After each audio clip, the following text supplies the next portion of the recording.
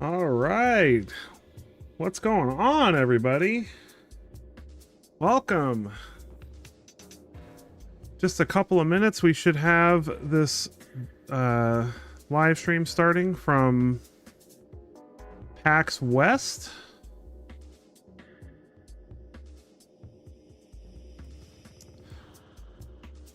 So hopefully we will have some neat stuff coming. I'm starting just a few minutes early just in case they start a minute or two early. I don't want to get into it too late. Let me go ahead and pop that off. Oh boy, predictions. Well, based on what I've seen so far, I'm wondering how big of an enchantment theme there's going to be with all these new enchantment creatures. So I really like the fact that at least the one they've spoiled, the snake that they spoiled, comes back as just an enchantment. I think that's a really cool idea. So I'm expecting to see at least an entire cycle of monocolored enchantment creatures that when they die come back with the as an enchantment with the ability of the creature. So I'm interested to see what the other colors are going to be for that. Let's go ahead, get switched over here.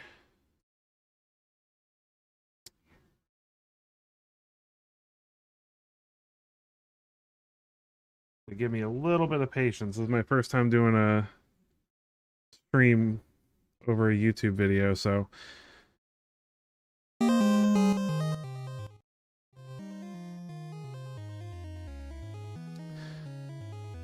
some music coming from them, I guess. You guys will have to let me know once they start how the volume of the video is so I can make sure it's not too loud or too quiet for you guys. So if those of you that are there could let me know, I would greatly appreciate it.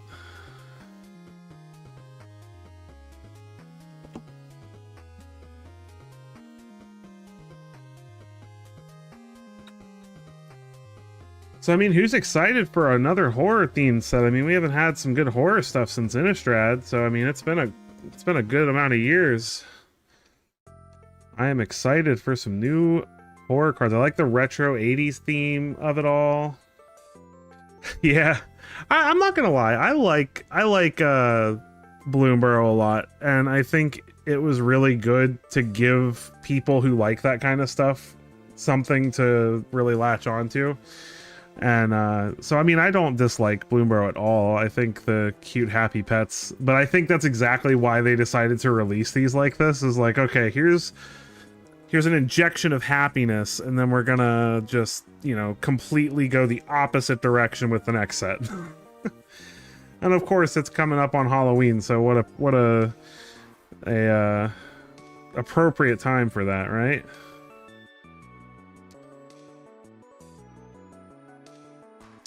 Speaking of Halloween, just for any of you entering or seeing this after the fact, I just wanted to remind you guys that I will be attending MagicCon Las Vegas, where this set will be the main theme of that MagicCon.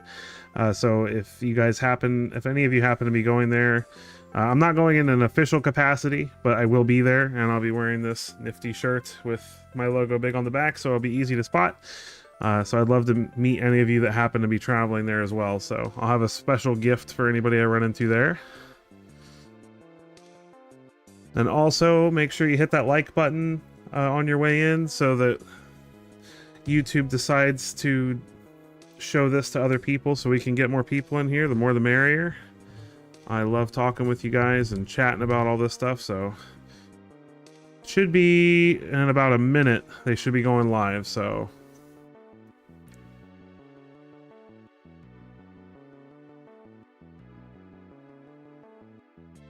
definitely interested to see them elaborate on some of these mechanics too. See how many permanents have rev counters on them. I want to see what the legendary creature is from Alpha too, that Mark Rosewater teased in his set, the teaser he does for every set. So that should be interesting. And the story for this set's really cool. If you haven't checked out the story yet for this set, I highly recommend going to the official Magic the Gathering YouTube and at least watching the little videos about the story, because it's pretty cool. Definitely not what you would expect from the set, so.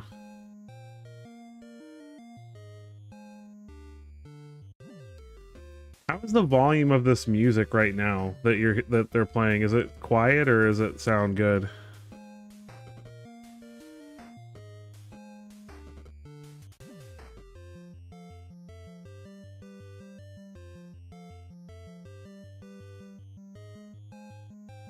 I don't know. I thought the Wild West set was going to be kind of ridiculous, but I actually was pleasantly surprised with the artwork and mechanics. Oh, here we go.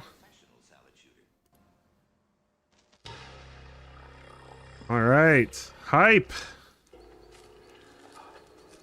This is a great spot. It's kind of dark. Better to see the stars. Oh, creepy.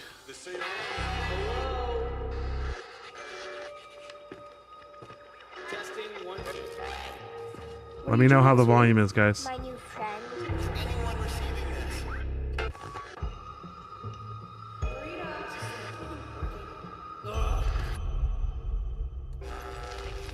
Okay, I think I found a connection. Hey, this is Nashi. Where am I? That's a good question. I am lost. Super lost. I'm looking for Tamio's scroll. With all her memories and stories. I've tracked it here. Nice, right? Cameo. Get it back. That's all I got left to you. Oh. Ooh. Okay. This way it looks less horrifying. And then Dusmorn fell right through the graham counter. Did you hear that? I'll go check it out.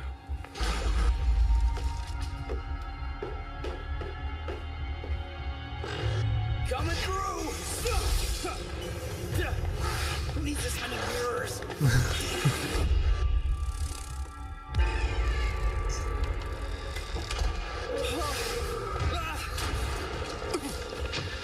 I must be getting close. What? Whoa, spooky.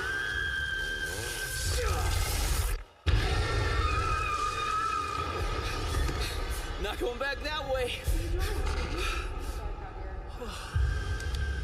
Okay, let's do this. I'm not sure I'm gonna make it out of here.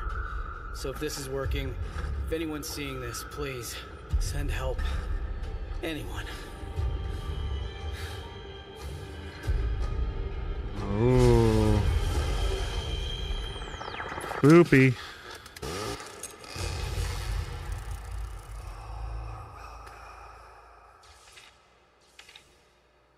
Nice. That was cool.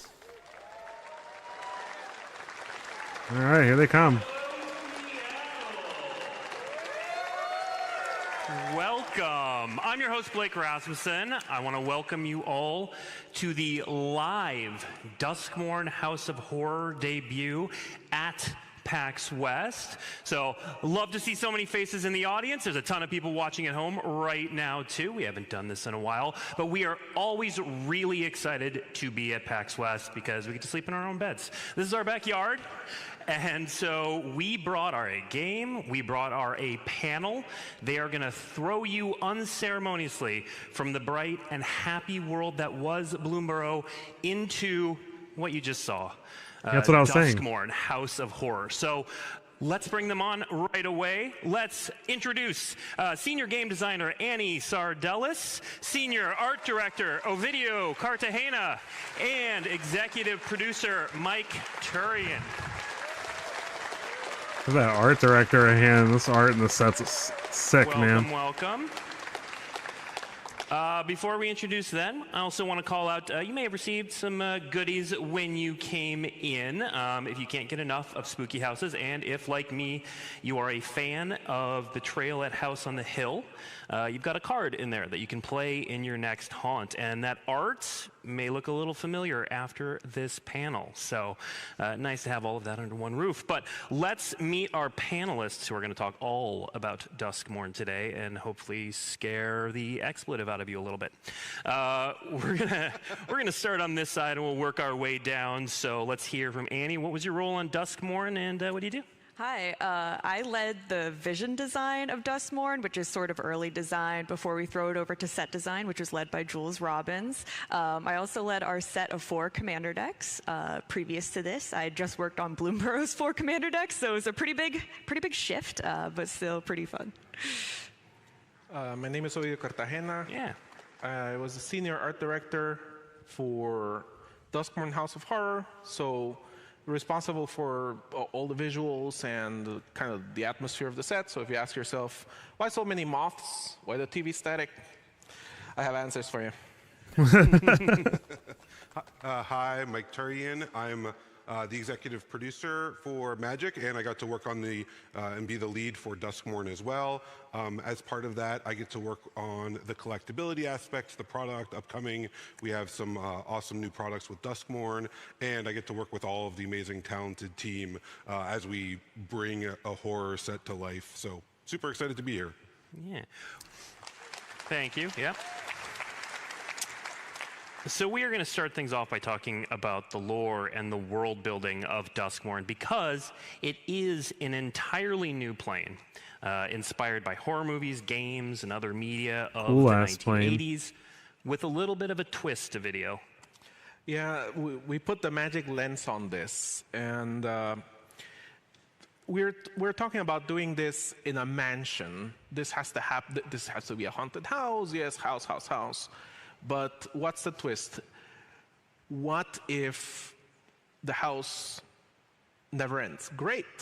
What if it's a whole plane that is a haunted house? Now that's awesome. Even if you feel you're in a wheat field or you're in a forest or something, you'll see a floating door or a window, curtains, carpet, lamps, chandeliers hanging from the fog above you, letting you know, actually, you're still stuck in the house. You did not escape. There is no escape. And what happened here is this used to be a regular plane with happiness and people in it, but not anymore. That was locked inside a house took over it. And his way of taking over was growing the house until there was nothing else but him and the house, and you'll feel his presence everywhere. The name of this demon is Valgavoth.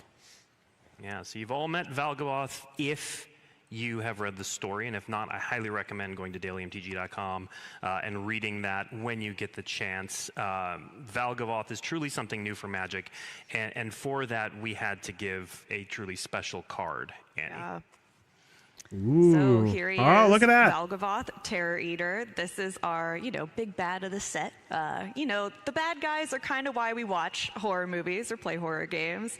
We want to see who's pulling the strings or wielding the axe, right? So we had to go all out making this guy super big and also super hard to interact with. Like if you even want to sacrifice 3 permanents, spell, you got to be making a huge sacrifice. So our set team spent a lot of time making this guy pretty bad. Yeah, and even though Valgavoth is the house and talk about a reanimator target to this world video, including some friendly folks. We'll talk more about the cards after too.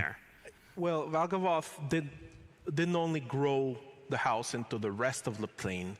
he also affected a lot of creatures and peoples within the plane to his vision. An intense gaze. So one of the rules for the set was don't have anything that looks streamlined by evolution. Make it feel designed to call back to like the practical effects of the 80s. We wanted stuff to feel original and creative. But what's happening inside the house is, in the story, Nashi goes missing. And he sends out, much like in the video we saw earlier, he sends a garbled message to his friends to come pick him up. You know, Mom, pick me up. So, no small feat. Hey, Tamio in the background there. Notice the Tamio screaming at him, trying to warn him in the painting. And he calls his friends from other planes.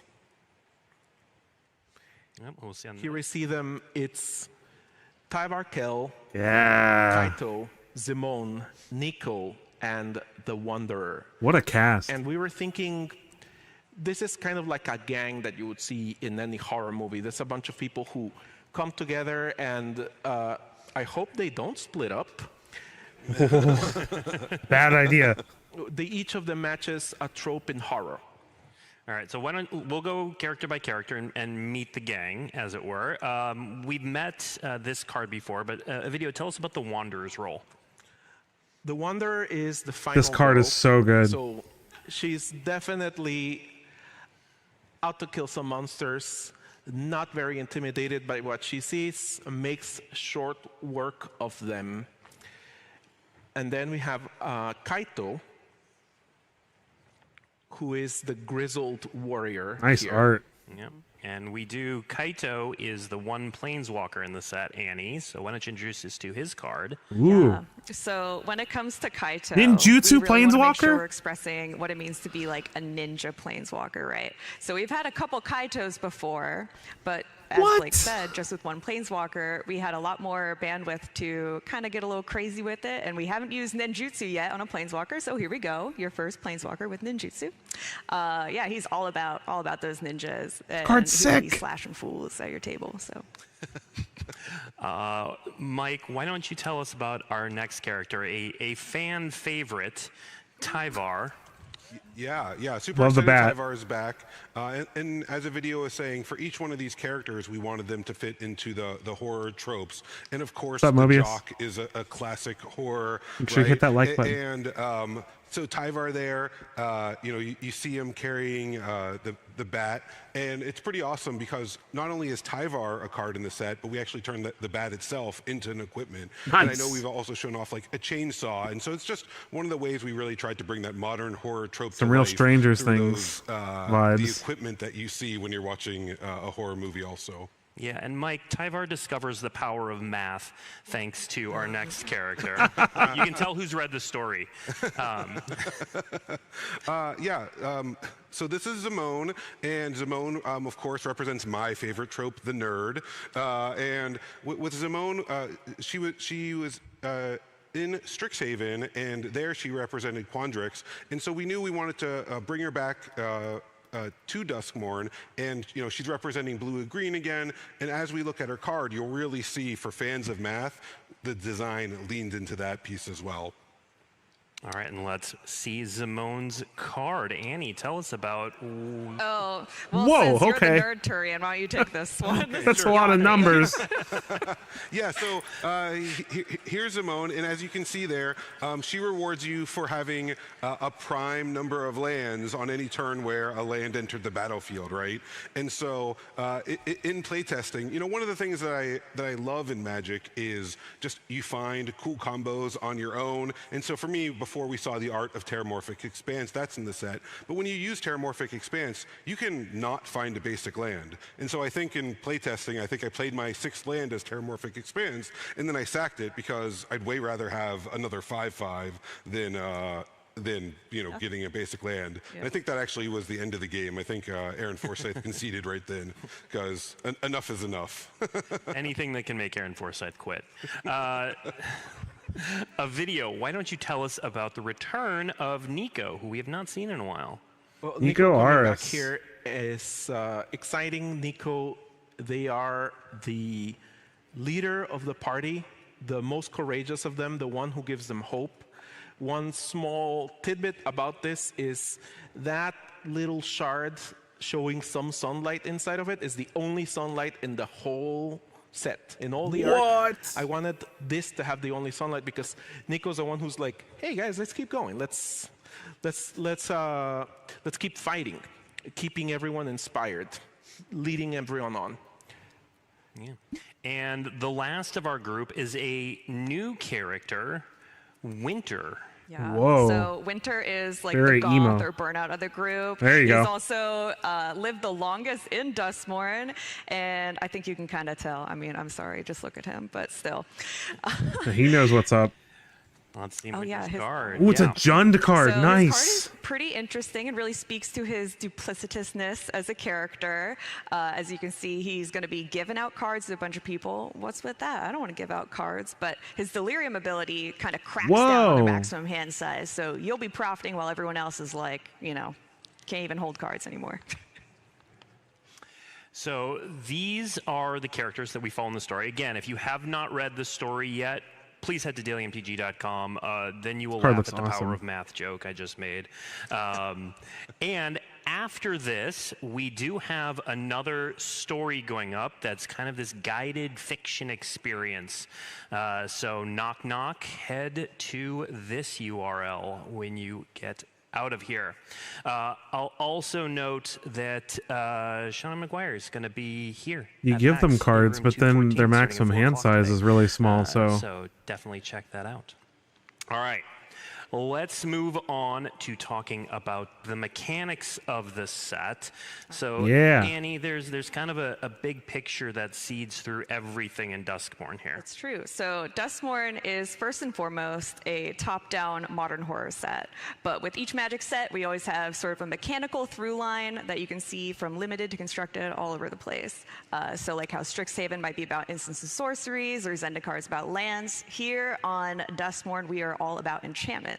So as we go through That's what these I was mechanics, you're going thinking. to be seeing how they all coalesce, and several of them use enchantments, or some of them will key off of your enchantments, like this next one.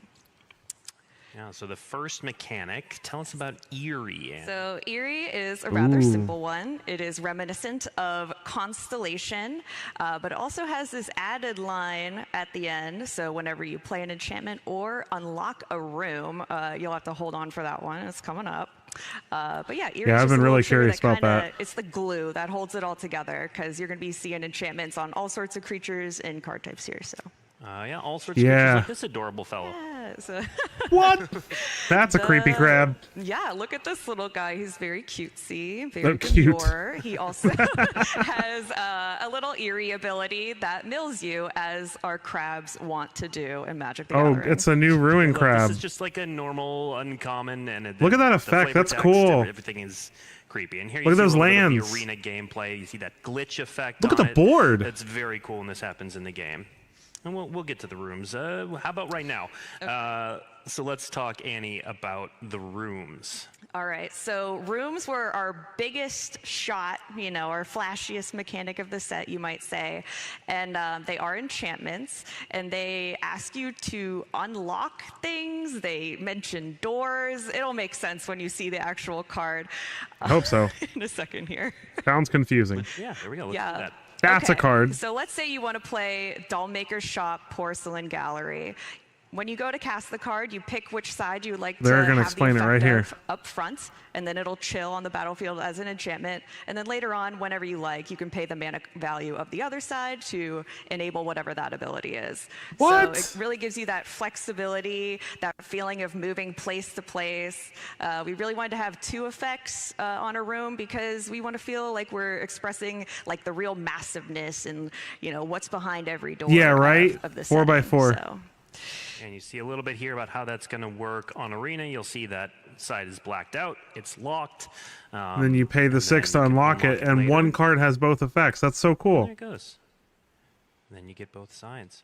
But I do want to pause. The art style in this video is really cool, very unique for Magic, and also just Yeah, that is sick art. creepy as all get up. Tell me about this piece here. Rules were my way to play around with a wide shot, you know, like something that's immersive. Yeah, you sick get art. to see the house. When we were doing the concept art, I said I want the house to be a character, maybe 3 million times until it sunk in, you know? And the artists did an amazing job. The rooms normally have 2 sides. Mechanically, they need 2 sides. But I was like, instead of having frame cut the room in half, why don't we have art that shows you what's between the walls? This has a little That's a cool bunch of idea. scary monster doll arms and some eyes peeking out. One of the least scary room dividers in the whole set. But we had a lot of fun. There's a ton of rooms. There's a lot of Easter eggs in the art. So I really recommend, if you open a room, not during the game, please, but when you take a look at the card, take a look at the art. You'll find a lot of cool stuff in there. Yeah, the broken red comments. Now, of course, on Duskmorn, fear is everywhere. It underlines everything. But we've also brought those fears to life, a video. Fears were so fun to work with. I normally don't do concept art myself when I'm working on these sets. It's cool. But I had to dive in. This came a little late. The idea came a little late in the development. And we dove in to find out, with Esther Wu, we wanted to see what the shape language of them could be. But it's hard because each fear is different. Like in real life, the cards, each card is different. It appeals to something else. So we made it a little chimeric, combining different symbols within the same creature, but with the twist that you have Demon the elk. people who were dreaming the fear, anyone who had a nightmare regarding the fear of immobility gets trapped by this. And the faces you see are the people suffering and wailing as they dreamt this. That's terrifying. And then mechanically, how did we translate that? Right, so when you Well, make that's an a Enchantments common. Matter set, you kind of have to have a through line of when are we going to be seeing that enchantment type on our creatures. And here they are, you know, on all of our nightmares that are these fear of whatever have you. So this is going to feel a lot like And I Theros. want to show one more fear, just because of No. the art. This is one of my least or favorite arts in the set. I don't know, a video you take this. That's So teeth. That's one of the ones that I personally designed. We had a list of nightmares Fear of that lost people teeth. normally have, and I was like, fear of lost teeth. How am I gonna do that? And I was like, okay, you know what? Let's do a disembodied jaw, and the teeth are falling out. You can see the nerves connecting and so on. Oriana did a great job with the art and the faces, and it coming off like the medical chair. It's pretty fun art. Fun. Yeah, That's the word. It's pretty fun. Fun. It's great. It's fun to Fun, make it. little yeah. fun. Well, I can tell We from the have fun audience here. I can tell from the audience reaction that they too hate going to the dentist. Yeah, this feels a lot like Theros. I think that's something that's pretty universal. Yeah. And you know, one of the Well- joys of working on these amazing Magic sets is, you know, a video and I early on were, you know, we get to look at these concept walls. And so if you can imagine some of the images we've already seen, but then there's so many more, and right, you have the creepy dolls and just every monster and those elements brought to life. It's it really speaks to how the set really becomes aesthetically such a tribute to horror. So, and then here with Fear of Lost Teeth, right, as Annie was talking about, we wanted to have enchantment cards that would come out and matter early on. They're a nightmare, and it does something that's great and very functional, and just it really makes the gameplay click. Yeah. So now there is some hope on Duskmorn. It's a little. And we see it in the form of glimmers. So video, tell us about glimmers. Well, This is glimmers what are. this is what I'm excited about. You were talking about the wall. We These had glimmers. a wall of monsters filled with monster art that we made. The little teddy bear. Part of that was the glimmers, the only hopeful thing in that whole wall. we were talking early in development, there needs to be something that drives people to survive, because there's survivors within the Yeah, the house that Pip-Boy. were from this plane. It does look We're like a looking Pip-Boy. at one of them. So glimmers are a manifestation of what you love, what you hope for, what you wish you have, or what you fondly remember. In the previous case, it was a teddy bear. In this case, it's a lamb. So someone had a pet lamb or something, you know. So they show up Pet lamb or when something. you need it to guide you to safety, to guide you to friends, and they're golden. Yeah, and mechanically, these resulted in a really cool set of cards here. Oh, look at Yeah, these. so here is 2 cards from the cycle of enduring creatures, right? And as you can see, the first time you cast them, you get These are a great cool. creature, you know, in the case of Enduring Innocence, a 2/1 with lifelinks, and you get some card draw. These are And then awesome. the first time Enduring Innocence dies, because it was a creature, it comes back, and that's great. It triggers the Eerie again when it comes back, and so that's amazing for that. And then you continue to have an enchantment that's rewarding you. And then, of course, it's Magic. You can find Yeah, all sorts of it's a ways cautious to refresh welcome. it. But in the practical case, it's the thing. Oh, there'll be providing plenty, hope, I'm and that sure. hope is it returning, Plenty of hate. and providing the light further. That's enough hope. Agreed. Back to a sense of impending doom. Tell us Yay, about our doom. next mechanic, impending, Annie. All right, so early on in design, we I really like wanted this to make sure we mechanic had too. something to capture the suspense of horror, and so naturally we were like, oh, let's try suspend. Well, we didn't end up going with suspend because in an enchantment set, you really want those enchantments on the battlefield, right? So Jules Robbins came back one day with this sort of variation on suspend that likewise uses time counters. But when you play a card with impending, it can chill on the battlefield as an enchantment, and then will later wake up as the giant spooky overlord demon. So we have 5 of these in the set, and each one of them is a little bit What? reminiscent of the Titan cycle, like Inferno Titan, Sun Titan. So they have these really powerful New enters and Titans. attack triggers. You're going to be getting a ton of value out of these guys as they sit on the battlefield and then wake up into giant dudes. Pay 4 mana now, I get think giant we can even see 6/6 how that later. looks on Arena here. While we're doing that, a video, there's some cool stuff going on in this art, too. Yes, the overlords were kind of. Oh, so you interesting get to the 2 design. moths right That was a away. cycle That's sick. where the brief to the artist was, just give me something crazy that combines our monsters with the mansion itself. So the overlords all have architectural parts on them. And if you see the nice, if you get the catch from between the movement, the overlord of the Mistmoors has like a nice pendant. It's a whole gigantic chandelier, so they're pretty big. Oh, wow. Yeah, I didn't realize They're that. pretty big within the mansion. As they walk around, they warp all the architecture around them. So maybe you would see them coming, but it would still be too late to run away. That's sick. All right, next up, we are going to manifest some dread with our next mechanic, Annie.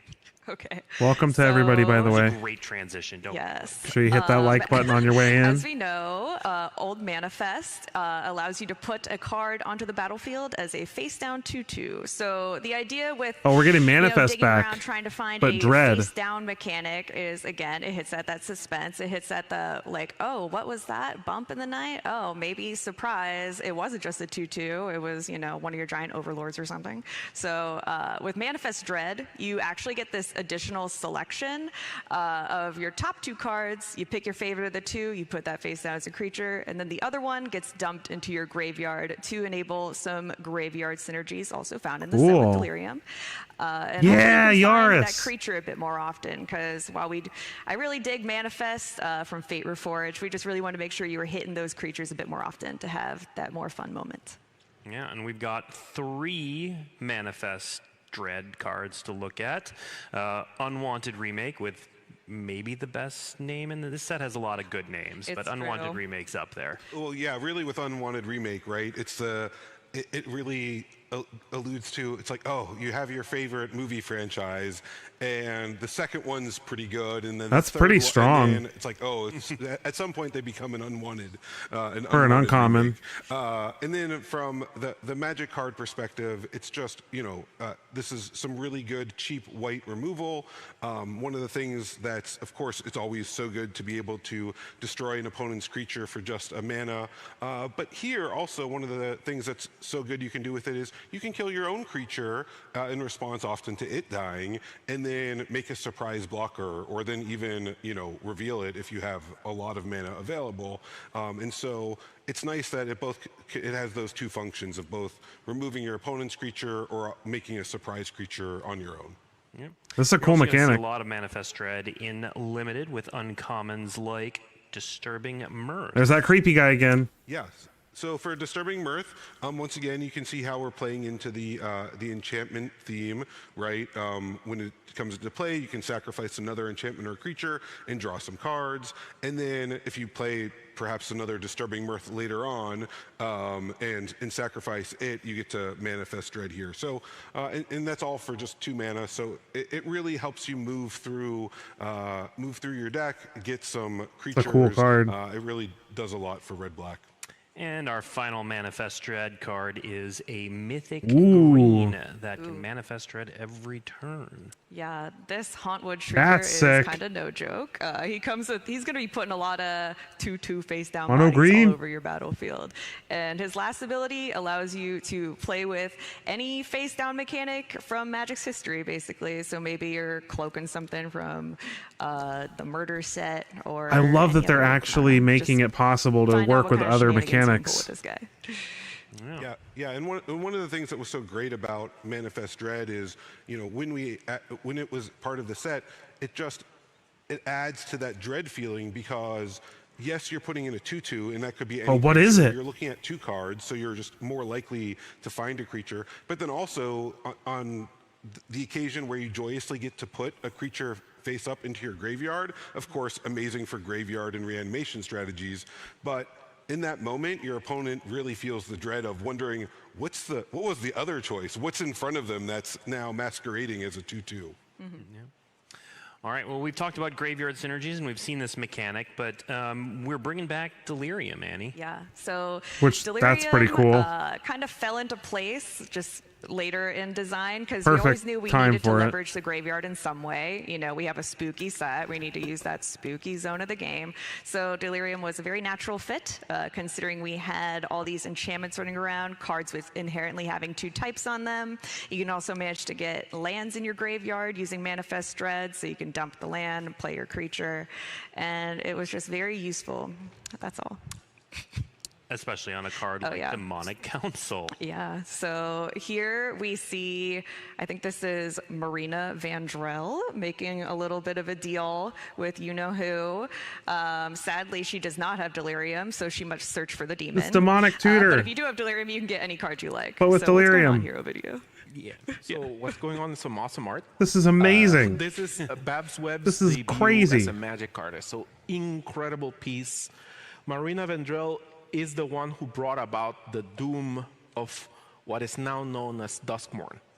She let Valgavoth whisper in her ear that he would take care of the bullies for her, and he used her house to just expand himself all across the plane. And we see this scene where they're making the pact here. I wanted Marina to look defiant and confident as it happened. It's cool art. Now, as we mentioned earlier, the house does have some survivors somehow. So we had to represent that mechanically, which we did with the survival mechanic, Annie. Oh, there's still more mechanics. So, oh my not gosh. Everything is about the monsters. We do have a couple people. We have a little mechanic here, which is kind of cute because it evokes survival in that your creature went through the attack phase, managed to end up alive at the end of the phase and is just chilling there tapped. So it kind of means you got in a clear attack. That's or maybe cool. it was chump blocked or something like that. Or maybe you crewed a vehicle, or maybe the That's Wandering sick. Rescuer used Convoke on you. Whatever be the case, it meant that you got through combat unscathed. There you are. Now you get a little bonus. And we brought back the Survivor type to Valgavoth was revealed at the beginning of the stream. We'll go back and look at it again. Here with the survival mechanic. I also want to point out we showed the Wanderer earlier, but there's a lot of cool stuff in the set like Convoke that lets you do that as well. Yeah. Oh, this is cool. All right. I like this let's card. Move on to the commander decks. We have 4 this time, helmed by 4 pretty cool characters. Let's. I know this is an kick arena, things but this off is cool too. With Miracle Workers featuring the Aminato. Aminato. Yeah, and it's also the return of the miracle mechanic. So this What? Esper deck is all about jamming expensive enchantments, manipulating the top of your library, and being able to cheat them out. So grab your favorite enchantments from Dusmorn. These are or not Draw in Magic standard. These History, are just going to be in the omniscience, commander I don't know, precons. whatever. And then just blow out your opponents with the powerful Aminato. All right. We also have a second version of Winter leading the Death Toll deck. Yeah, here's Winter again. Sick It art. was really fun to get to leverage the characters a second time on the commander decks to really just drive home what they're about. So Winter here again. Looks like leverages Sandman. Delirium at the front of a Golgari graveyard deck. So Any of you have ever watched you're gonna that be show? dumping a bunch of stuff in your graveyard, exiling what I like to call a Delirium's worth of cards from your graveyard in order to reanimate something. All right. Next up, of course, we had to have a Those are deck vents. helmed by Valgavoth. Yeah. So this Valgavoth Ooh, is another a little different than Valgavoth. the one we saw you before again. He heads up a black and red group slug deck. So he's going to be dealing damage to all your opponents all the time, making them sacrifice stuff. You're going to end up the enemy of the table. But notably, this Valgavoth is a little smaller than the other one. Do you want to speak to that? Well, Valgavoth goes through a process of renewal all the time, of course. He's a moth, so he molts. His husks are all over the basement. And don't imagine a small basement, please. This is a pretty big guy.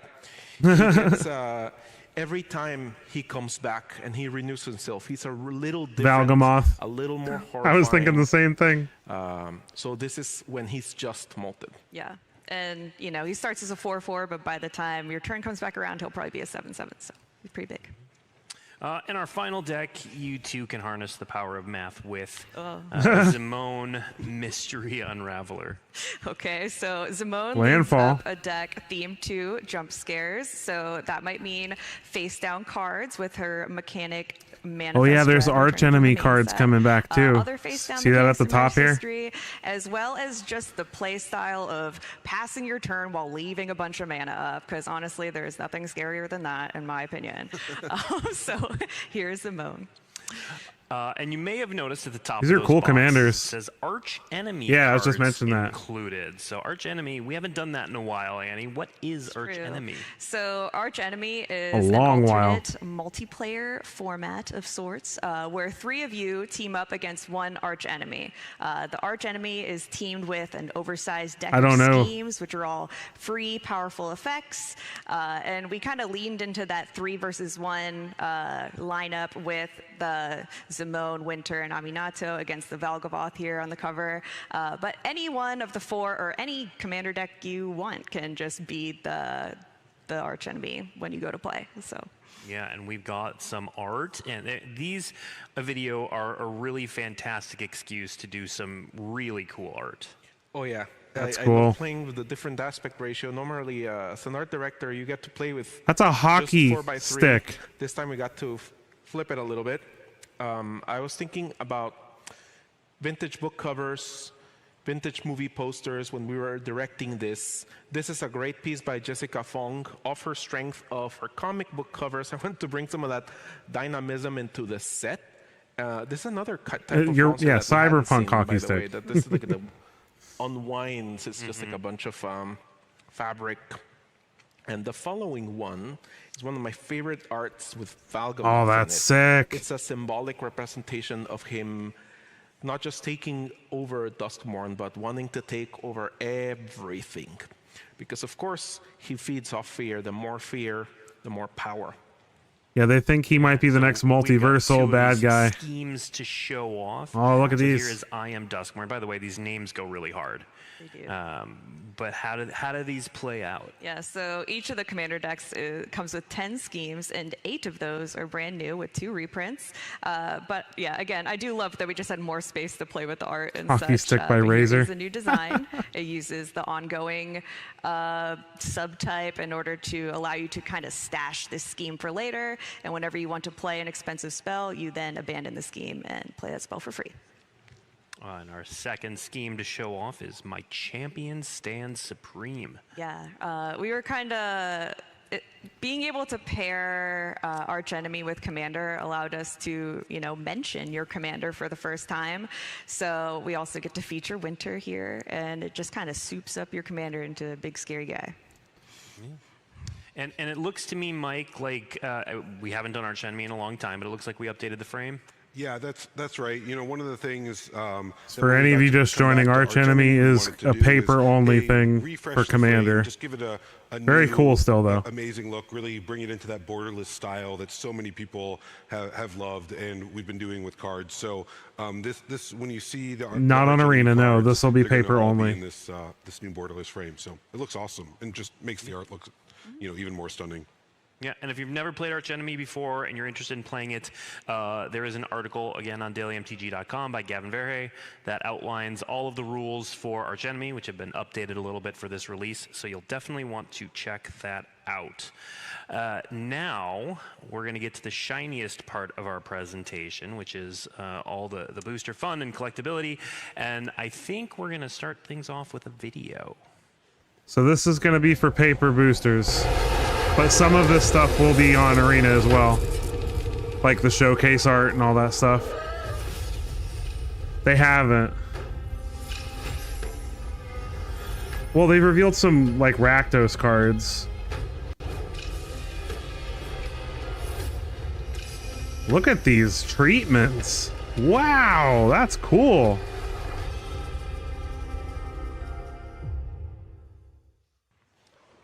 All right, so it's definitely worth the applause. The Japan Showcase is something we've not done before, and this style is something we've not done before. Tell us what's going on here, Mike. Yeah, so I think the video really captures it so well that, we wanted to bring an amazing style from that we all, if you've played Japanese card games or been in a Japanese card shop, it's just, they do such an amazing job at pairing these amazing Japanese artists with an all-new treatment, right? We both have the traditional foil here and the fracture foil. For those in the room, The traditional art I'll there you hop see down will be on afterwards so you can Arena. come and see it for yourself in person. Oh, that looks cool. And so, we wanted to bring that to life and bring it to Magic. The collectability aspect is so important to us. And I one of like the things that's Glimmer a lot. amazing about the Japan Showcase is, we're introducing it here in Duskmorn, and we'll be doing it ongoing in a lot of upcoming Magic sets. And then for cool. these cards themselves, as it noted there in the video, you do get these, they're collector booster exclusive. The traditional foil show up in about 9% of collector boosters, and then that fracture foil shows up in 1%. And this slide also shows, if you open a Japanese collector booster, it'll always have a Japanese language card when you get one, right? But for the English and other collector boosters, in those you'll get an English card 2/3 of the time you get one, and then the other time we'll have 1/3 we'll have a Japanese language one. That's and pretty so cool. Once again, that's really, we wanted to bring that feeling of just being in Japan in a card shop and opening up this amazing treatment, this amazing feel, and I think these cards really knocked it out of the park. Yeah, and before we get to the next treatment, so this next card that we're going to put up, which will be the first time we're showing it, someone in the building tried to talk me, I won't say who, tried to talk me out of putting it in this presentation. It's a little disturbing, but that's why it's here. So I like said no, that. and we're putting it in, and so this is the Jolly Fight the Balloon Man. power. Sounds like a good dude. Oh, goodness, that is disturbing. It's definitely jolly. So jolly. That's a sick That was treatment. A great piece by the great Campbell White. Create a token, except The it's a brief was written by 1/1. Emily Ting, who was And a has world-building flying? lead on the set. Great That's ideas sick. all around. We had a lot of fun with the craziest stuff we could come up with. Some was left on the cutting room floor. I am super glad that this made it into the card set because I love that piece. But tell That's us about spooky. this treatment too, aside from him blowing up human heads. So this is the double exposure treatment. You'll find this in play boosters and in collector boosters, in foil and non. And then going back to, not only do we want to do modern horror, but we wanted to tap into that vibe of the 80s, right? And here with the Jolly Balloon Man and on the legendary creatures of the set, we got to bring this high contrast, color photography looking feel, and it really also sort of highlighted the characters in a new perspective. Oh, those are right? awesome. You can see here with Winter and Zimone, it really also it not only captures Look at that their knife. external physical appearance, but in with Winter there you can see the psychological horror, because that's such a huge part of the space as well. And so this treatment really captured that. And then lastly, we also did these in a textured foil. Not all of them, but there are a small selection. So we have Valgavoth. There's Valgavoth, by the way. Another one that I Daniel. brought for anyone after to That's the check house. out.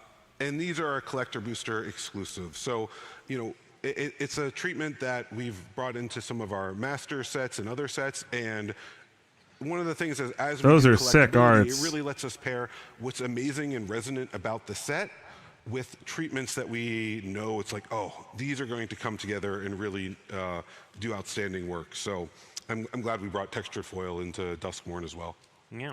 And we didn't want to leave instants and sorceries out, so we have, Mike, the paranormal frame cards. Yeah, so these are cool. Frame, so here we see peer past the Look at veil. that. It's like an old TV system. And it's in a paranormal frame, and you also see the regular frame. One of the things when talking with Emily Tang, the creative lead, is how do we bring technology and Duskmorn together, right? Earlier in the video, in the arena, you saw that. It's a good card too. Effect. That is something that we felt like really captured the plane, but also we wanted to keep it true to Magic. And in the booster fun, the paranormal frame was us doing that. You can see here, there's that television. It tries to capture the television feel, but also Yeah, you just dump your hand and then each frame for the draw different some free colors cards. that has a different look and feel. Well, not free, but Yeah, you can see the spread of. Look at that. coloring That's such here. cool art. You'll even notice a sneaky preview card there in the middle. Split up. That's one of my favorite. destroy all gags, tapped I creatures, guess, in the destroy all set. untapped Yeah, creatures for 3 mana. That's sick. Split up.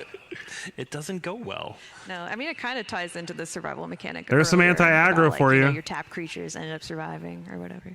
Yeah, and here with the frame, for one, I mean, you have to check out that flavor text on both Split Up and Unwanted Remake, right? But, you can find these in play in collector boosters, and so this is, and there's a Whatever nice happens, we need to selection of stick together. cards, so we really wanted to say, hey, what cards will work with this treatment? Great, let's bring them in and do that, and so I think they came out.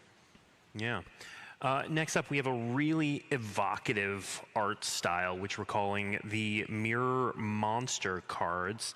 Here's a Razorkin Needlehead for the first There's a time. red card. A video. Tell us what's going on with that art style on the right there. Oh, that's good. A lot of we watched a lot of horror films, and one of the things that's very It's an common assassin too. Interesting is, type. a shot of the viewer getting attacked. Normally the eye, of course, but you see the monster in a reflection and really quick.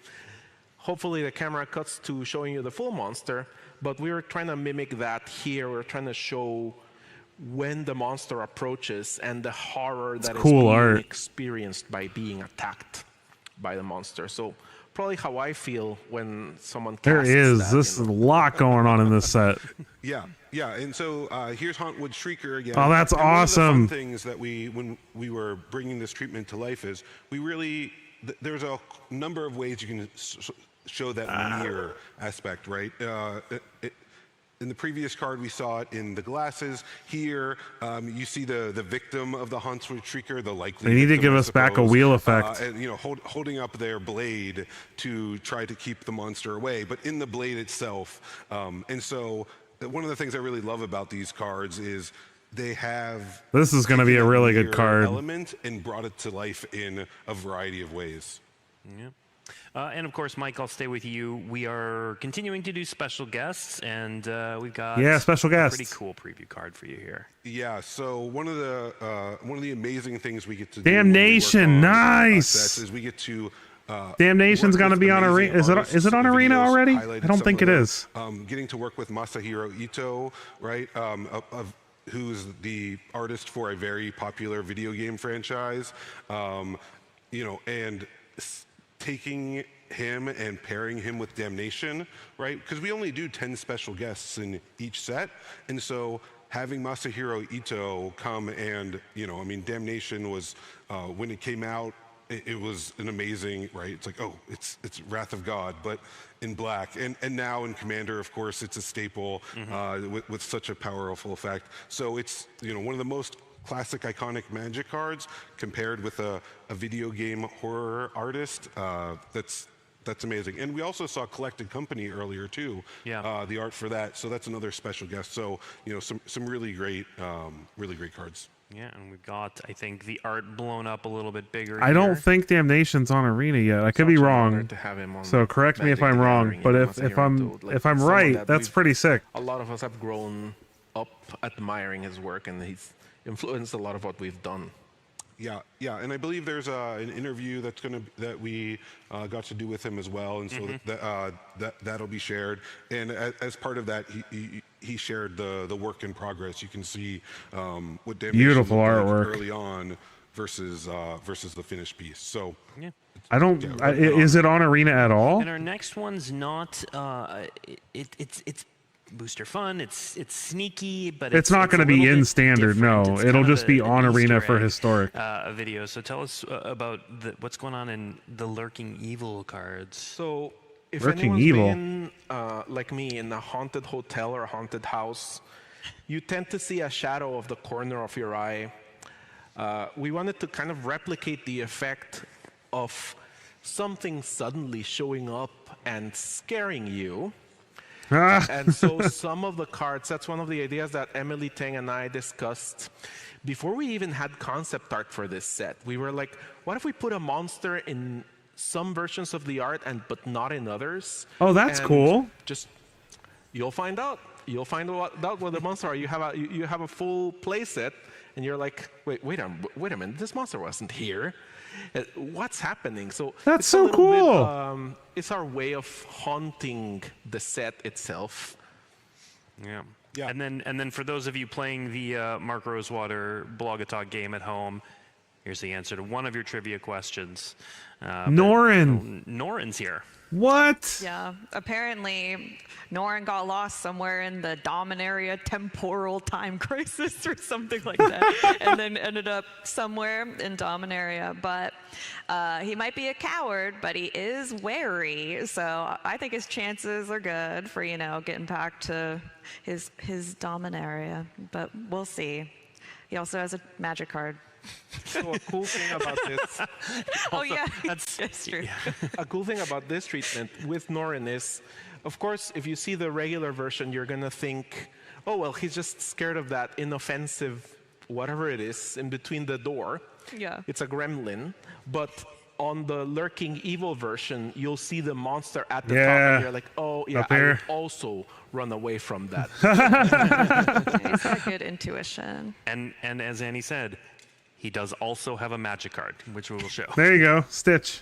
New Norin. Besides being a cool card with an interesting ability, Mike, do you want to point something? Oh, that's out to the cool. collectors out there? Yeah. So for people, so of course. Sorry if I yelled in your ear. Idea, super exciting. Love to bring this in life and play in collector boosters. 3/4 of the time you get a regular version, 1/4 you get the Lurking Evil, and then for people who don't want to be scared and instead want to organize their collection, you'll notice they have different collector numbers, so you don't have to be looking at the art to figure out which is which. It's very cool because it's subtle. Like it's all right, not super our obvious, but last that's a really cool thing treatment. they did.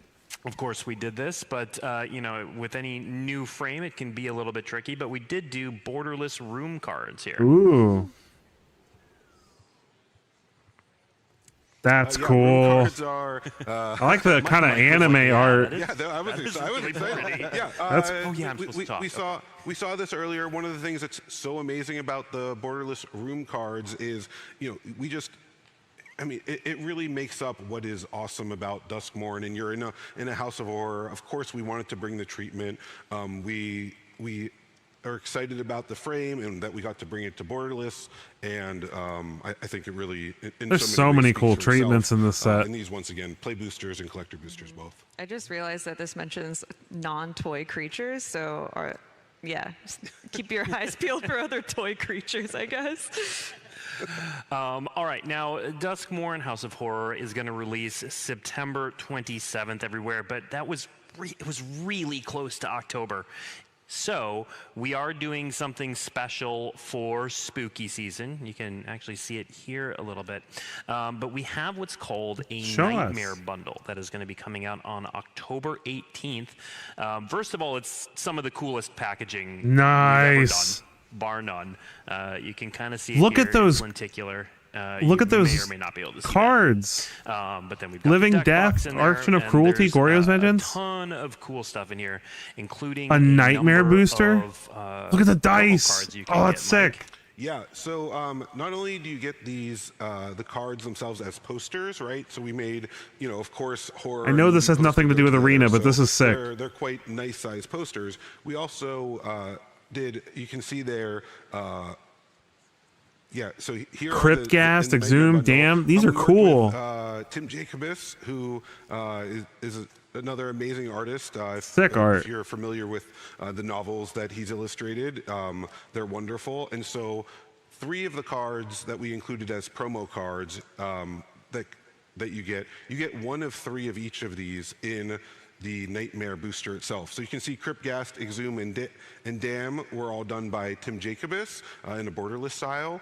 And then we also have Living These are Death, Goryo's awesome. Vengeance, and These are Archon of so cool. Cruelty, in the movie poster style. And so for these, you know, once again, the Nightmare. Yeah, my bundle, wife's a big you get horror fan pack in too. there, the Nightmare booster, and you'll get one of the first cards. Oh, and the then box one from that second set. So has a and holographic. here's us That's showing cool. off the lenticular. Yeah. in How do the you packaging. rewind a magic card? Do you know? What's that? How do you rewind a magic card before you return it? Put it in the VCR rewinder. Of course. There you go. That's cool. So let's take a look at all the products coming out with Duskmorn. It's a fairly normal slate. We've got that Nightmare bundle down there in the middle. I will point out, so in the upper right, you're going to see some different packaging art for the Japanese collector boosters. So that's not something we do very often. They're still collector boosters, just like the other language collector boosters, but Kaito's pretty awesome. And This so we put set looks Kaito so cool. on the Japanese I'm so collector stoked. booster packaging. Also coming back with Duskmorn House of Horror are welcome decks. So we've had Cool. welcome decks gone for a while. Yeah, absolutely. Applaud. Welcome decks have been gone for a while. They're a great way. This is to great for new bring players and new paper. players I hope into they the put these game on to just Arena. Teach. A lot of stores give these out for free just to demonstrate. So, Mike, can you talk a little bit about what's in a welcome deck? Yeah, so in the welcome deck, This is you great get, for new players and 60 paper. cards, 30 of which will be a deck that is the color that you see, right? So if you have the white package, you'll get a 30-card white deck. We've included a little bit of booster fun in there, but those 30 cards are always the same in every white deck. And then you also get a 30-card deck that includes one of the other 4. So you'll either get the 30-card blue, black, red, or green deck. Okay, so they're not basically, gonna have in these on one Arena package, then. You get everything you need to, for you and a friend to start playing. That's still And really afterwards, cool. Of course, you can shuffle them together, mix them, do what you want. But we were excited to I bring. think these they back might. because I mean, we love Magic and we want more people to love Magic. think I also actually think got they're my going to first add welcome deck at some PAX. purchasable Yeah, pre-constructed back in the day. decks. Nice. We are going to do a bit of a rolling rollout. That's going to be the words I use there. That these are not going to be available in Europe, the Middle East, or Africa with Duskmorn House of Horror, but we'll get there eventually. All right, now let's talk about all the dates to keep in mind for Duskmorn House of Horror. There's a lot coming up. Oh no, it did the thing. Okay, we're going to read through this. So, August 31st, that's today, kicks off day 1 of 13 days of Duskmorn. Ooh, 13 previews. days. So, not only did we get to kick things off at PAX, which is awesome, but it worked out perfectly to do 13 days, culminating in the full card image gallery on September 13th. They're releasing it Then early? The Magic the Gathering Arena. Whoa, this is big gonna be news. On September 24th. You're just going to have to ignore what the lines look like. September 20th through 27th, pre-release events at your local game He's reading the store, dates so wrong. Be sure to talk to your local game store, get signed up early. I don't know if he's It's gonna reading the release right dates or if everywhere the on September thing is wrong. 27th. There will be some commander parties, October 4th through 10th. Again, I'll call out that Nightmare Bundle is releasing. We got to talk about that October arena release 18th, date. That's a big just deal. in time for Halloween season. Then we're going to have a trick or treat Halloween event at your local WPN store, October 25th through the 31st, followed by an open haunted house just after that, and commander parties. I also want to call out, we're doing something special for the buy-a-box this time around. So you will, if you look at that card I talked about at the beginning, Twitching doll. you will get a Twitching Doll buy-a-box promo, whether you buy, I see people shaking their A heads. free Nope, collector booster for buying a box? That's sick. That's really good value. if you buy either a play booster box or a collector booster box, and as a bonus for Duskmorn, you will also get a collector booster. So That's that is awesome. a collector booster on top of the buy-a-box for any type of Duskmorn House of Horror box you purchase. Yeah, you can applaud for that. That's great. Yeah, applaud. We have thrown so much information at your faces today. Tell me about it. Art, ton of behind-the-scenes information. If there's anything you missed, anything you want to catch up on, head to dailymtg.com. Probably now or in the next. This timer says 0, so I'm going to say now. And you're going to be able to find collecting articles, information on WPN events, all of that sort of stuff. Throw that in the chat in case and anybody more wants to go information look. on this buy-a-box, which is great. As I also mentioned at the beginning of the show, at 4 o'clock today, we are going to have a special spooky session with Shauna McGuire in room 214, author and Tyvar fan extraordinaire. I'll note we didn't preview the Tyvar card in this. I don't know, that was weird. Yeah. So you may want to stop by room 214 at 4 p.m. today. It's a haunted pop-up, and there may be a few other surprises there as well. So I want to thank you all for joining us, and of course, thank the panelists. And All right. Dusmorn. So I think that is it for the stream. I'm just going to leave it running just in case. Now it looks like they're done. All right. Cool. All right. Hold on. I want to just pop back here real quick to this. So this is a big deal. Okay. So for those of you who are not, oh, sorry. I have terrible allergies. Sorry.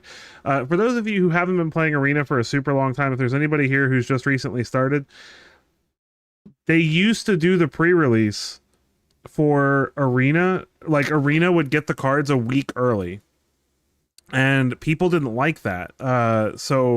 Okay.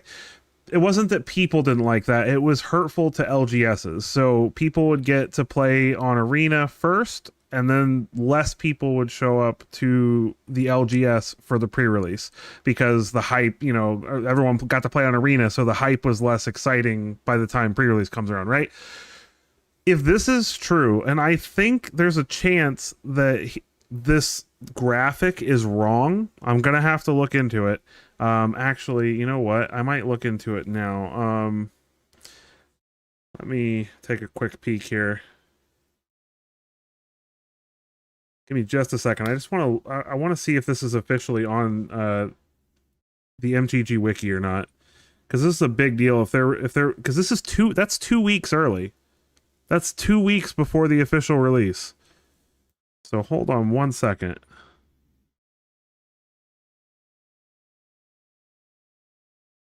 Just want to look this up really quickly because he was reading the dates differently than this graphic. If you go back and listen, maybe actually hold on, let me turn this back up. Okay, we're gonna read through this. So August 31st, that's today, kicks off day 1 card image gallery on September 13th. See, it says 12th here, but he said 13th, which so the Magic the Gathering Arena release is going to be on September 24th. Okay, so he's saying the 24th, which would be 3 days early. So is he right or is the graphic right? That's what I need to look up. So let's look that up. Duskmorn Arena release.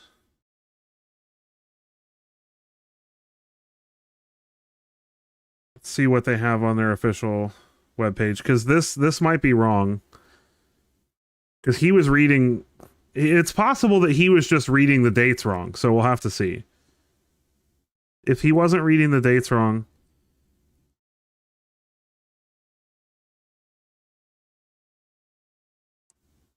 no, it looks like it's... So the graphic is wrong. The graphic is wrong. Everything I'm reading online says the 24th. So Arena is going to get it a couple days early before even... No, so what they're doing is they're coinciding the pre-release and the Arena release at the same time. I think that still might hurt LGSs. I don't know. You're just going to have to ignore what the lines look like. September 20th through 27th. Yeah, okay, he did actually mention. I didn't catch that he mentioned it there. Okay, so yeah, the graphic is wrong. But we are still getting it before the official release, which is pretty sweet. So that's really cool that we're going to get to play with the cards. For those who can't go to the pre-release events, you'll be able to play with this on Arena on September 24th. So if you're watching this after the fact, this graphic is wrong. The MTG Arena release is September 24th. So still available before the official release, which is cool. Well, no, it looks like the actual pre-release is going to be September 20th, maybe. I can't tell from this graphic, but the pre-release is probably a week before, so it'll be the 20th, because it's usually the Friday before it releases. So pre-release at your LGS, September 20th, Arena release 24th, worldwide release on the 27th. So very cool. So let's just go back a little bit here. Let's revisit some of the really cool cards. So we had Valgavoth, which this guy's sick. Like, are you kidding me? This is an amazing reanimation target. It's a 9/9 flying lifelink with ward, sacrifice, 3 non-land permanents. So it's like Vein Ripper, but like crazy. So and then if a card you didn't control would be put into an opponent's graveyard from anywhere, exile it instead, and then during your turn you may play cards exiled with Valgavoth. If you cast a spell this way, you can pay life equal to its mana. So you're getting to play the stuff for free. Like, what? Are you kidding me? And then let's not forget that you can have Ashiok from, I forget which set she's in. Ashiok though says instead of paying life, you mill cards. So if you have Ashiok on the field and then you play this and get some free stuff from the opponent, you can just mill cards instead of... Yeah, this card's sick. Like, oh my gosh, talk about a reanimation target. Like, you get this on the battlefield on turn like 4, like you ramp into like a 5-mana reanimation spell and get this on the battlefield on turn 4. Like, what do they do? They can't target it. Like, there's edicts, I guess. Like, they could, edict effects are probably going to be really good with this guy floating around. Literally, well, I mean, he's a house, but he's technically a moth, so Valgamoth, So let's see, what else did they reveal? Let's go and find the next card. So this card was already revealed, but I want to talk about it. This card is amazing. The fact that, like, it, like, yeah, sure, 3/4 for 5 mana is not crazy, but it has flash and it has convoke and it has double strike, and other tapped creatures you control have hexproof, so it saves a creature with, you know, from removal potentially. Like, this card's going to be a nightmare for any kind of removal heavy mid-range deck. If you're just playing like a bunch of humans, like humans is going to be really good again, I think. Especially because the human lord is still in, I forget the name of the card off the top of my head, but it's a 2/2 that gives humans +1/+0 and ward 1. So she'll have ward 1 when she enters on top of that, which is just amazing. So Wandering Rescuer, this card is going to be a menace. It's going to be really good. It's going to tick off control players. It's going to tick off mid-range removal based decks. Really cool card.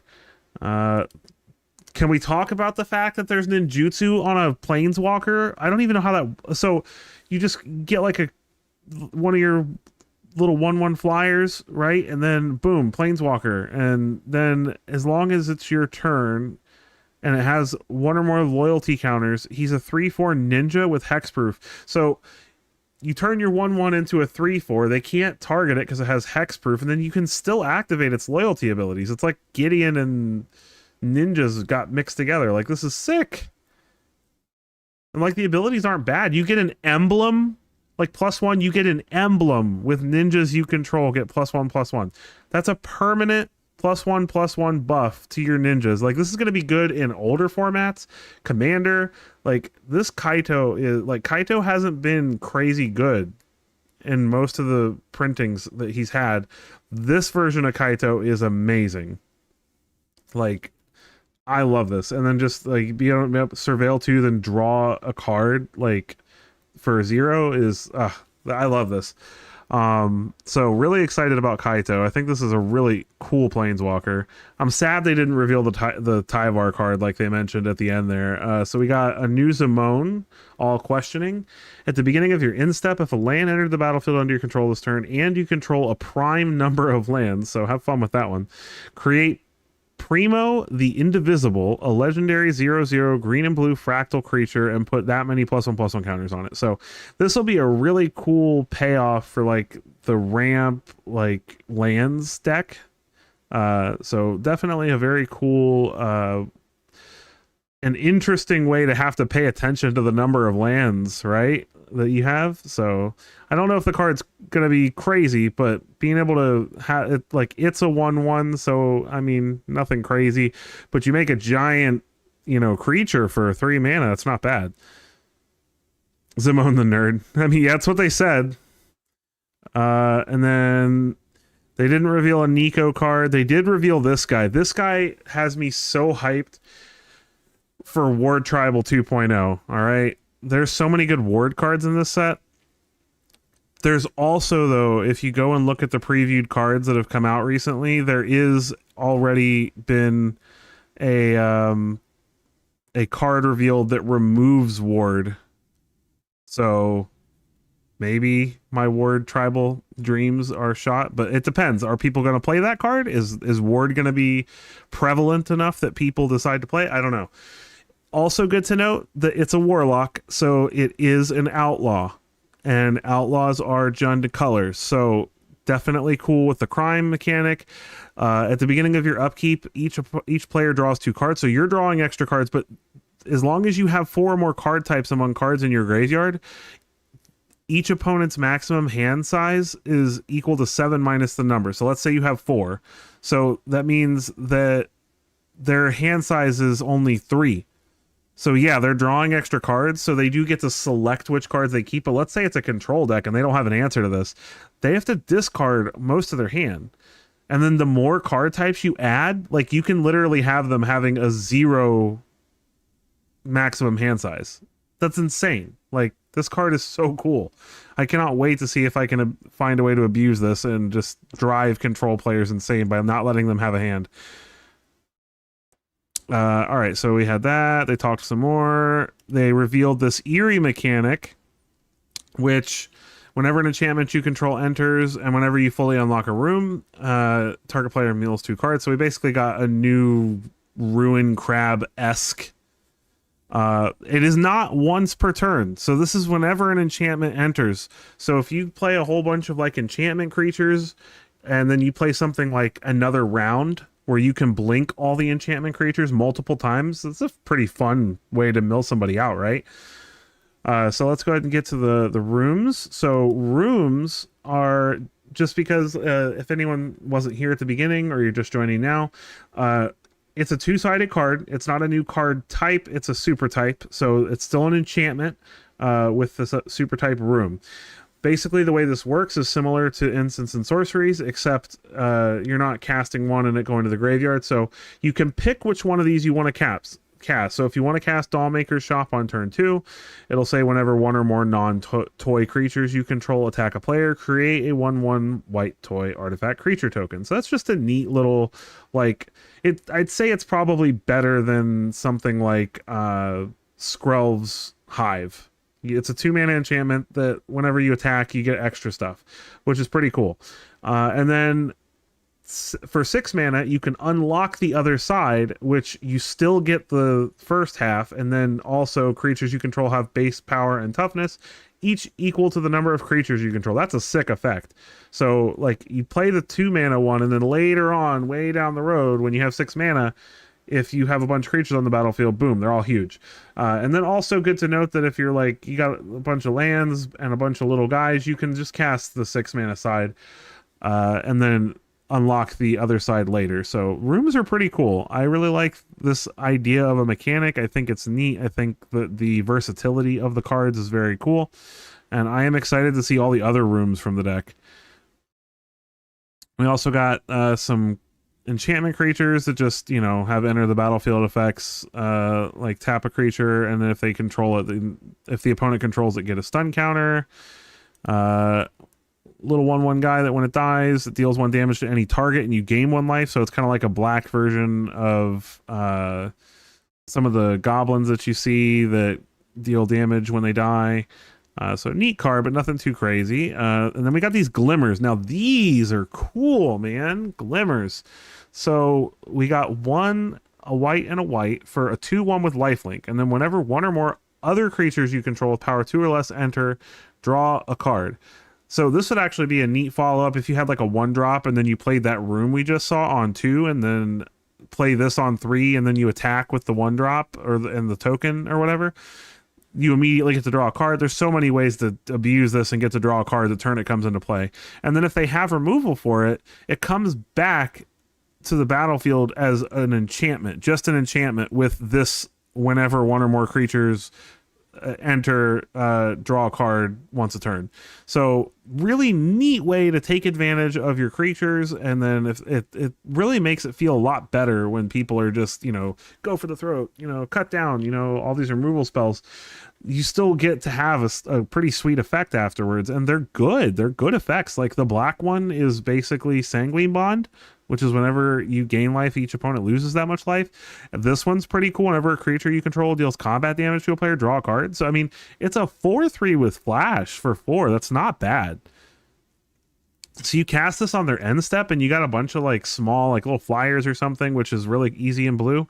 And then this is not once per turn. It's for each creature. Whenever a creature, not one or more creatures, a creature deals combat damage, draw a card. So you flash this in at the end of turn and they don't have an answer. This is better than Gix. It's, you know, you don't got to pay life for it. And then if they kill it, you get it back. So it's like worse than Gix because you can at least kill Gix. Like this just comes back and, you know, it's like, oh, okay, well, I go for the throat at it before they dealt damage to me, but now I have it as an enchantment. So even if they do it like in response to attacks, this comes back before the creatures deal damage. So they literally, if they can't remove the multiple creatures you have, they have to let you draw these cards because even if they kill this, it comes back. So the only way to deal with it is to exile it. Now there is plenty of exile in standard right now. but there's also tons of Golgari and Grixis and all kinds of black-based decks that are running just hard removal, and this card is going to demolish them. So loving this Glimmer effect. We also have these awesome Impending cards. Now, the first Impending card they revealed is Domain's best friend, because it's 3 mana for Impending. I think it's Impending 4, and it makes a land token called Everywhere that is all basic land types. So it enables Domain immediately, and it's not tapped, I don't think.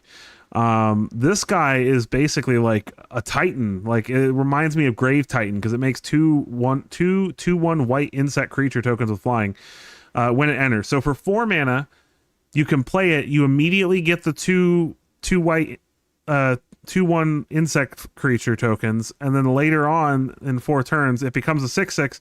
It won't be summoning sick because it's been on the battlefield, and you immediately get to attack with it and make more.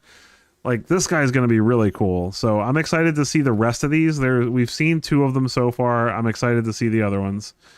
What else did they reveal? Also, let's just take a quick moment to appreciate this board. Like, what?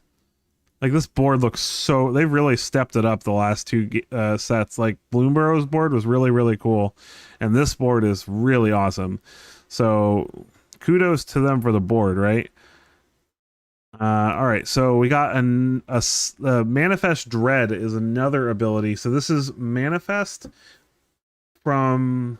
I think they said it was Dragons of Tarkir that they released Manifest.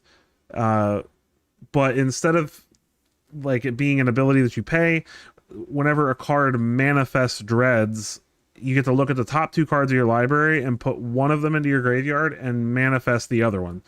And then, so like this card is really awesome. It's 1 mana, just destroy something. Like, just get out of here. And then, you know, maybe they get a creature that they can turn face up later, but they still have to reinvest that mana. So, I mean, if they have a Shieldred on the battlefield, would you rather have Shieldred or a 2/2? Being able to answer a Shieldred for 1 mana is pretty sweet.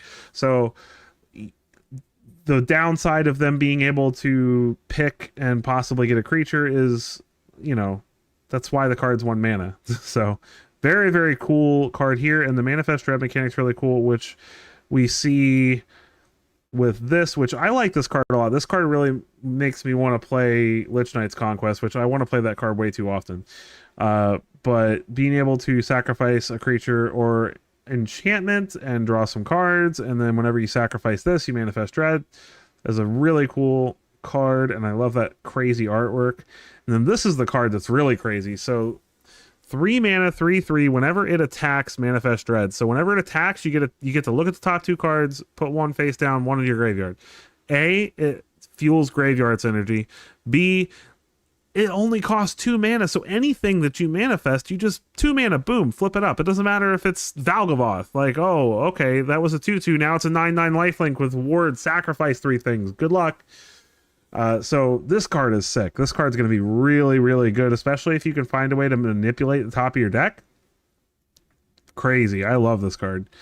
What else did we get? We got Demonic Council, which, come on, this is basically Demonic Tutor. It's so easy in Standard right now to put 4 creature types or 4 card types in your graveyard. Like, it's so, like, Squirming Emergence might actually get really, really good with this, because this is basically copies 5 through 8 of Squirming Emergence, or just any combo deck that plans on milling cards into the graveyard. You still have the Abuelo combo, you know, that cares about milling cards into the graveyard. There's still a whole bunch of card deck types that care about milling, and getting 4 more card types into your graveyard is easy. It's so easy, especially since we got a bunch of enchantment creatures in this set. There's artifact creatures all over the place. You got battles and stuff now. Like, just so easy. And it's literally Demonic Tutor. Like, just search your library for any card, put it into your hand. And I mean, just casting it even without Delirium, if you've got some decent demons, and there's good demons in Standard right now. So, I mean, still pretty sweet. It's going to make Rest in Peace really good. I think Rest in Peace is going to be a big deal in Standard with this set. Let's see, what else do we got? This guy, Survival, is another new mechanic. So at the beginning of your second main phase, if a creature is untapped, you get an effect. So for this one, it's exile up to 1 target card from a graveyard, so we can hate on those graveyard decks. And then if 3 or more cards, not card types, just cards, are exiled with him, he gets +3/+3. So this will be pretty sweet with Delny, because you can play him on turn 1, turn 2, you attack with him, exile a card, turn 3, play Delny, attack with him. If he survives, which shouldn't be too hard because he's a 2/1 and he can't be blocked by creatures power 3 or greater, so the opponent is either going to have to trade with it or let it go. And well, actually no, he'll immediately become a 3/3 as long as okay, I'm sorry. I'm so excited. I'm misreading cards. Okay, so no, it is a 3/3 after the fact. But so if he survives, you get to exile 2 more cards because Delny will trigger this ability twice, and then he becomes a 3/3 with hexproof. So for 1 mana and having a Delny on the field, you've effectively gotten a 5/4 with hexproof, which is pretty sweet. And he keeps exiling things every turn that he's tapped, so that's awesome. Then we had some commander cards, which these are cool, and they'll probably be on Arena. So I guess it's pertinent to point them out. Where do we go? So these guys usually show up on Arena to be used in Brawl. So I actually spoke incorrectly when I was saying that this is paper only. The commanders themselves usually end up on Arena. The rest of the deck, like the new cards that they print, typically don't end up on Arena, but the commanders will. So I don't think it's clunky at all. It's a 2/1. It's a 1 mana 2/1. Those have always been decent if they have some kind of extra effect. So I think he'll be really good, actually. I actually have to respectfully disagree with you there, my friend. It's just a really solid, especially with how much graveyard synergy there is in this set. It's a really solid ability. And then there's plenty of ways to protect it, either with like Monstrous Rage or Indestructible, anything like that. So he's solid. I think he's really good, and it's not going to be that hard to keep him alive and keep him, not much of an investment either. So Amanatu Amanatu Veil Piercer, pretty sweet. Esper Commander, at the beginning of your upkeep, surveil 2, and then each enchantment card in your hand has Miracle. Miracle is such a cool mechanic, so it's neat to see that coming back. Equal to its mana cost, but reduced by 4. So that means that everything has Miracle for 4 less than it costs, which is going to have some crazy enchantments getting miracled all of a sudden. Valgavoth. Oh wait, no, we have this guy, Winter Cynical Opportunist, which whenever it attacks, mill 3 cards, has Death Touch. It's a 2/5, and then Delirium. At the beginning of your end step, you may exile any number of cards from your graveyard with 4 or more card types among them. If you do, put a permanent from among them onto the battlefield with a finality counter on it. So this is basically a really sweet reanimation creature. He'll be a very cool Brawl commander. Valgavoth, Harrower of Souls. We've got, Archenemy coming back is really sweet. We haven't had Archenemy since, oh my goodness, when I think they had it for Amonkhet. Was the last time they did it, and that was many years ago. It was the last time Nicol Bolas was around, so definitely. I think they're bringing. Didn't they bring Plane Chase back recently too? Or they are planning on bringing Plane Chase back? Like, they're definitely trying to please the multiplayer community, which I think is neat. And I hope eventually we get multiplayer on Arena. I really am hoping that happens eventually. So flying, ward pay 2 life, and then whenever an opponent loses life for the first time during each of their turns, put a +1/+1 counter on Valgavoth and draw a card. So if the opponent is losing life for anything, you're drawing cards, it's getting bigger, it's a big problem for the opponent. So, and there's tons of stuff that people are doing costing them life every turn. So this will be a cool Brawl commander. And then we've got Zimone, Mystery Unraveler, which is landfall. If it's the first time every time you landfall, you manifest dread. And then if it's happened more than once, you get to turn a permanent you control face up. That's pretty ridiculous. So you just play fetches and get free creatures, which is pretty awesome. So actually, really good version of Zimone. I like it. What else did we have? They showed off the Archenemy cards, which these are going to be paper only. But definitely very cool. You can go see these over at dailymtg.com. after the stream if you like. Don't know. They just the rest of this was well, okay, no, they did reveal a couple new cards here. I just gotta find them. So this was the Overlord. I'm sure we'll get this treatment on Arena. Obviously not the cool foil treatment, but this like artwork I'm sure we'll get on Arena. They tend to like to add things like that. This guy, oh my gosh. 3 mana for a 1/4 with haste.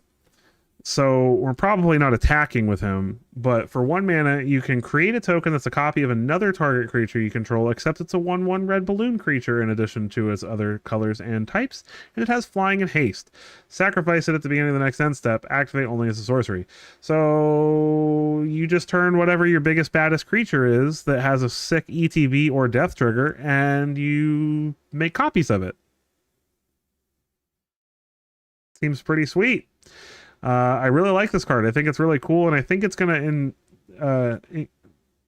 like imagine like copying like an Anthem effect, like a creature with this, or like a creature that deals damage. Like, you know, maybe we'll get like a Hell Rider kind of card where, you know, each creature deals damage when it attacks or something like that. Like, there's just so many cool potential abilities for this, and he's got a decent stat. He still dies to cut down. But I mean, a 1/4 is not bad. I mean, it's a good blocker. Like, and then they revealed some really cool art treatments for these. This was another new card, Peer Past the Veil. So discard your hand, then draw X cards, where X is the number of card types among cards in your graveyard. This could be, I almost wanted to say, like, this may be more of an aggro card to refill your hand. You know, if you're casting instants and sorceries or artifacts or, you know, creatures, like, you get a couple of card types in your graveyard, you run out of cards, you cast this at the end of the opponent's turn, draw some more cards. But, I mean, it's a pretty sick wheel effect if you have, like, a decent amount of card types in your deck, because you could just discard like 3 or 4, like if you have like 3 or 4 cards left in your hand, and then you discard them and they have enchantment, creature, artifact, you know, land, whatever, you're drawing like 4 to 5 cards for 4 mana instant speeds if you have just stuff you don't need in your hand. So this is pretty cool. I don't know if it'll see play, but I like it. And then Split Up. This was another sick card that they revealed. So it's basically, it's going to force aggressive decks to be a lot more careful playing against white, because they can't just click attack all. Otherwise, where, yeah, you have temporary lockdown, right? But temporary lockdown only hits 2 or less. You know, what if they have a 3 mana creature? What if they have, you know, enchantment removal, and then all of a sudden they get it all back, you know? This is actually going to make them have to think. This reminds me a lot of, it's definitely not as good as Settle the Wreckage, but it has that feeling of Settle the Wreckage, because you're going to have red players all of a sudden having to go, you know what, maybe I don't attack with all my stuff. Maybe I only attack with 1 thing. Or 2 things, and keep this back just in case they pass turn and all of a sudden they just blow everything up. And then on top of that, if you have people who are scared of this card, you can punish them by destroying all the untapped creatures. So it's pretty sick. And then we had this guy, Razorkin Needlehead. So 2/2 with first strike during your turn, and whenever an opponent draws a card, it deals 1 damage to them. So this is really good against control. This is a really good sideboard card against control decks. So, you know, they're trying to draw cards on turn 2, and you're punishing them for it, and every damage counts when it comes to that. So I like this card a lot. I like that as first strike on your turn, so at least when you're attacking with it, it's hard to block. So very, very cool. Definitely cool artwork too. And then I want to say that was all the new cards. Now, this isn't standard, but we are going to be getting Damnation on Arena for the first time. So sorry. Damnation on Arena for the first time, which is really sick. Definitely cool to see this for Historic and Timeless as a nice, cheaply costed board wipe for black. Did they show us anything else? Norin. So we got Norin Swift Survivalist, which is a 1 mana, 2/1, can't block. Whenever a creature you control becomes blocked, you may exile it. You may play that card from exile this turn. So this is kind of neat because let's say you're just playing in a hasty, all-out aggressive deck, and the opponent goes to block one card, and it lets you kind of it gives red an excuse to click attack all, right? Because this is any creature they block. So you just attack with everything, and then whatever they block, you exile it and then play it from exile. So, you guarantee that something gets through, because one of the hardest things when you're playing against an opponent that has a wall of creatures is like, okay, well, they only have 2 creatures. I have 4. I want to get damage through, but I know if I attack with enough creatures to get that damage through, I'm going to lose creatures, and that's a crappy feeling. So this card allows you to do that. It allows you to attack into them